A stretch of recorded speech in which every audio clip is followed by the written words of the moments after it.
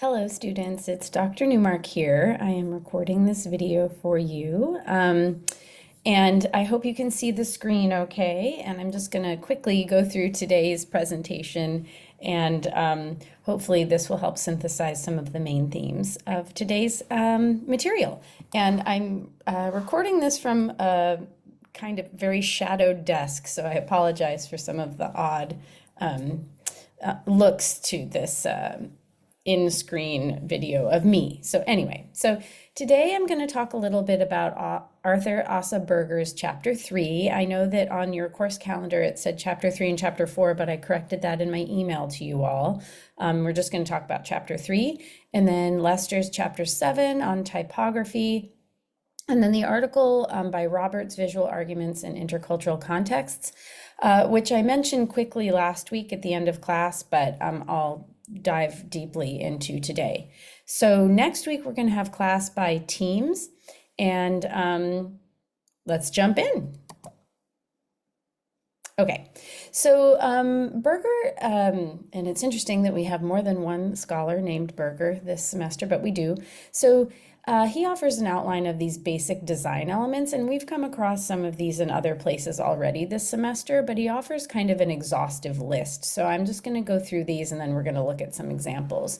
So he includes dots, lines, shapes, and shapes have character, which could be circles, squares, and triangles, volume, and that constitutes shapes or elements that have depth to them.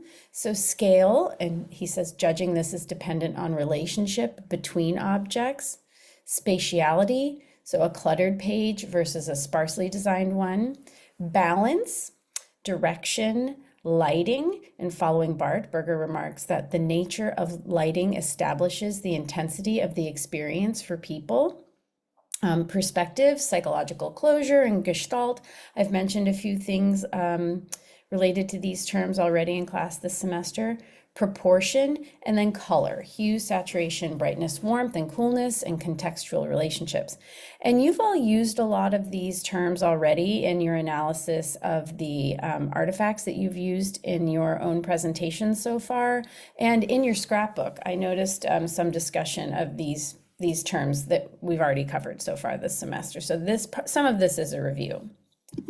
Okay, now I've included just a few images here to exemplify some of these. So for dots, I included an artwork that is designed through stippleism.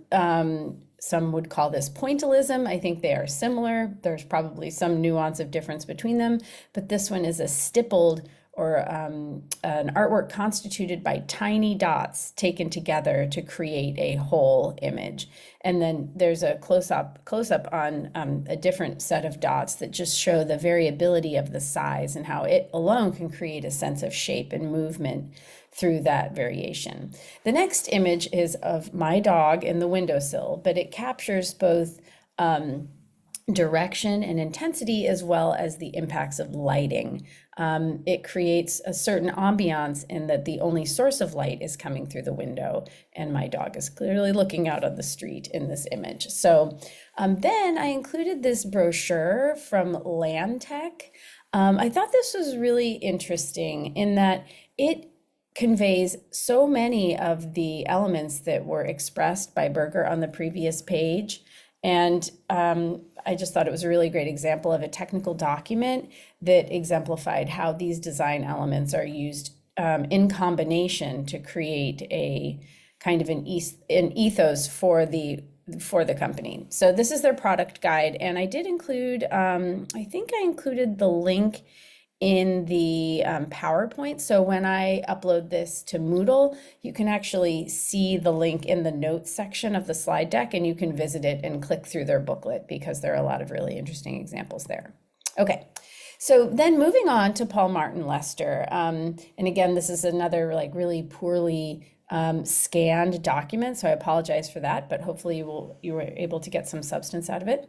So Lester offers an overview of the history of printing and its status as an engine of democratizing information consumption and distribution, as well as the age of accessibility of the written word, an age that began with the printing of the Bible. So if you weren't aware of that history, I'm sure that was really interesting to you to read about the Gutenberg Bible. So spanning the centuries between Gutenberg and contemporary typefaces, we can see the legacies of technological innovation, as well as a flourishing of increasingly technologized design strategies. But this all tracks back through this genealogy to movable type and the printing press. And we're going to get to this a little later in the semester when we read Bolter and Grusin. However, there are affordances within the page as printed by a very antique printing press from hundreds of years ago for multimodality. So it wasn't just that the type, movable through these little blocks on a printing press was static, but the affordance of that technology was that additional things could happen on the page, as Lester describes, that the margins were large enough for somebody to go back in and embellish the text afterwards. There were design qualities that helped the reader to navigate their way through the text, such as initial capital letters being larger to help the reader identify where a certain passage began. So it wasn't just static text on a page, but there were all kinds of other design elements and features that helped to make the whole experience one that communicated information on a multitude of levels to the user. And we see how contemporary design techniques in the document design space inherit some of these practices from hundreds of years ago. Of course, they're easier to do now than they were, but they still inherit. Okay, so I was really interested in following up on some of the information that Lester shares about typography to look up a Kalevala typeface. So of course, I looked it up in Finnish, and then I found all of these examples. And you all know that I'm somewhat fascinated by the Kalevala. And so I was wondering what you make of these Kalevala typefaces. I wonder if you can describe them functionally, as well as by cultural association, purpose, and impact. So when I mean sort of describing them functionally, how would you use these?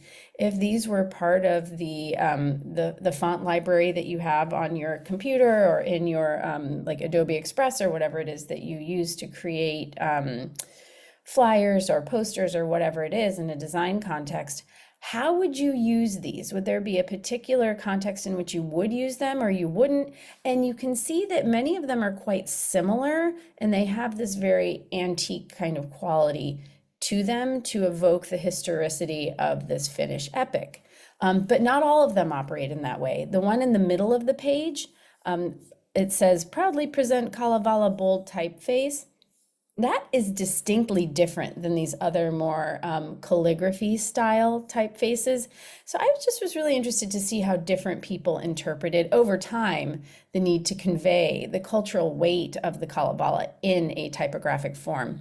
This goes back to the Auburn typeface essay that we read last week. And so I thought that this was just an interesting study of the cultural functionality of a typeface, but you can also use the more specific descriptive terminologies that Lester invokes in his chapter to tell me what kind of typeface this is and what are some of its other structural features. That would be a more formalist analysis of these, and I hope that employing that terminology that you could do that. Okay, all right. So now this is the article that we just touched on last week a little bit. Visual arguments in intercultural context, perspectives on folk/traditional art. So Roberts asks us many questions about what folk art is and how it might function as an argument or visual argument. So what are folk art's lessons for intercultural communication, she asks. So how do we challenge the concept of folk art despite Roberts's definition? I told you last week that I've kind of grappled with or struggled with this term folk art before because I think it's rendered in like common understanding as calibrated with like high and low art, like classical artistry versus more untrained artistry is generally the space in which folk art is conceived. And I don't agree with that, and I think it's problematic for a lot of previously enslaved communities who have created artworks, for those to be commonly associated as folk art, or indigenous arts to be conceived of as folk art. It seems to track on a certain stratification of education style and class that I was never necessarily comfortable with. But I think she makes some strong points that have made me think again about my previous biases against the term. Anyway, so by folk traditional art, I do mean the particular genre of human creativity that emphasizes artistic process, cultural tradition, and limited individualism.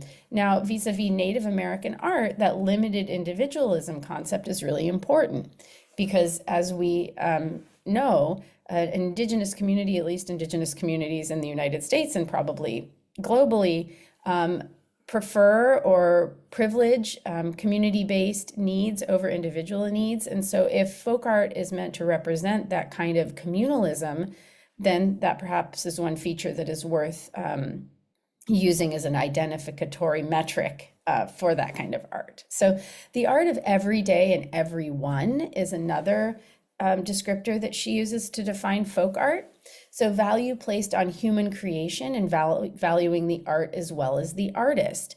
So the role of community in folk art is something that she really dwells upon, as I already mentioned.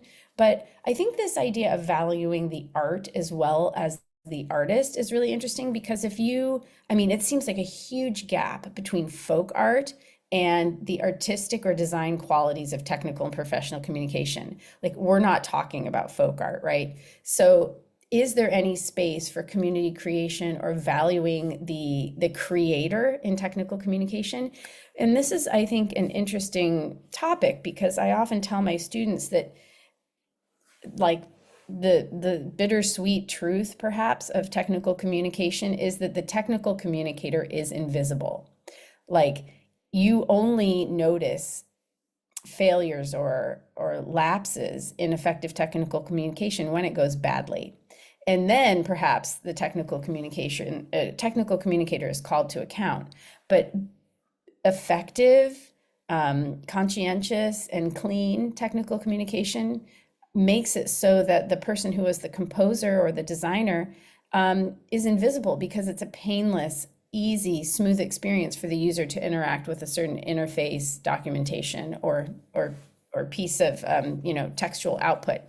It's a purely uncomplicated experience. So the fact that in folk art, she describes that the artist is valued alongside the art, I think that really kind of flies in the face of some of the things we're used to thinking about in technical communication. Okay, so this quote is one that I shared last week in the slide deck, but I want to return to it. So by folk traditional art, I mean the particular genre of human creativity that emphasizes artistic process, cultural tradition, and limited individualism.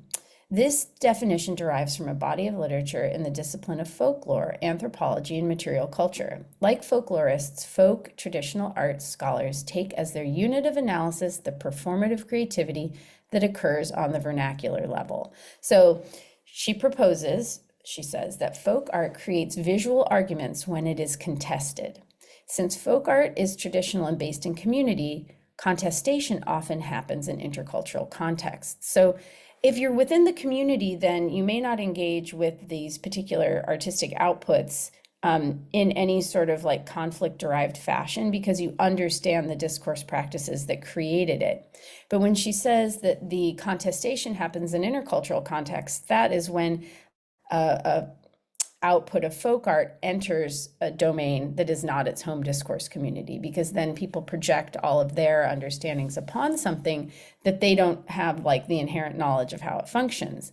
So again, while these analysis techniques might not like necessarily come into play when you are working as a professional communicator or technical communicator, I think it's important to understand how meaning is made in local contexts, whether we're talking about folk art or we're talking about other kinds of information that might be conceived of as more technical. It is all construed in culturally specific fashions. So she writes, the symbolic meaning of folk art is apparent because they have been created in and for a particular community, and because they respect its limits. Folk art is not avant-garde or subtle.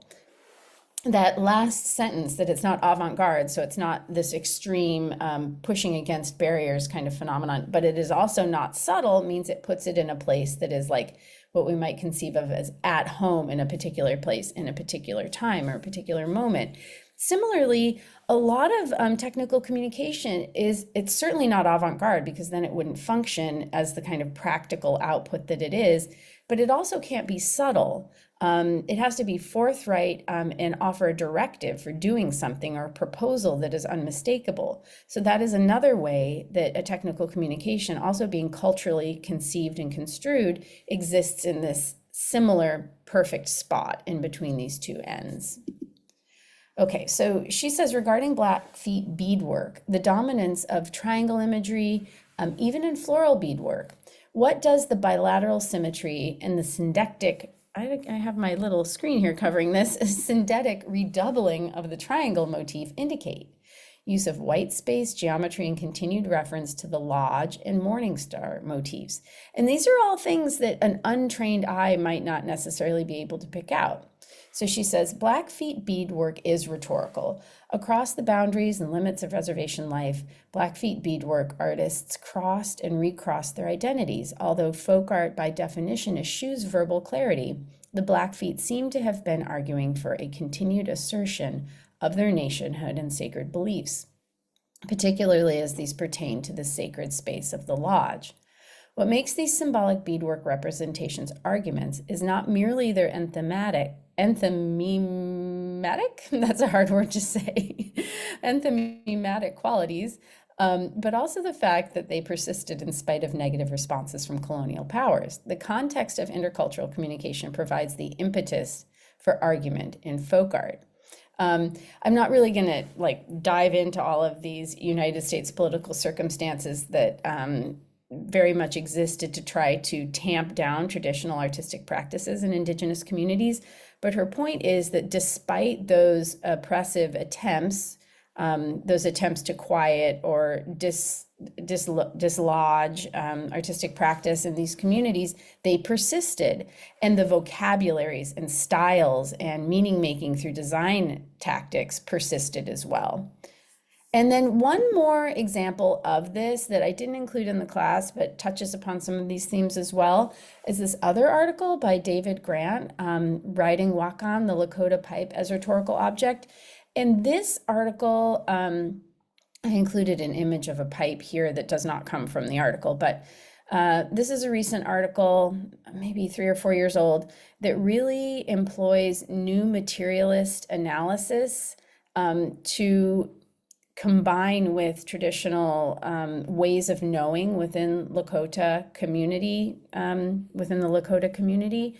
And it does a really, I think, powerful job of bringing those two discourse practices together and suggesting the many valences on which this pipe operates within the community, not just through its material design, but through almost, you could say, the semiotic capacities that it has within it, like to emit smoke and what that means as a communicative motif. But anyway, I was really interesting. So I just wanted to mention it at the end of this presentation. But if we track back, let's see if I can do that to the beginning.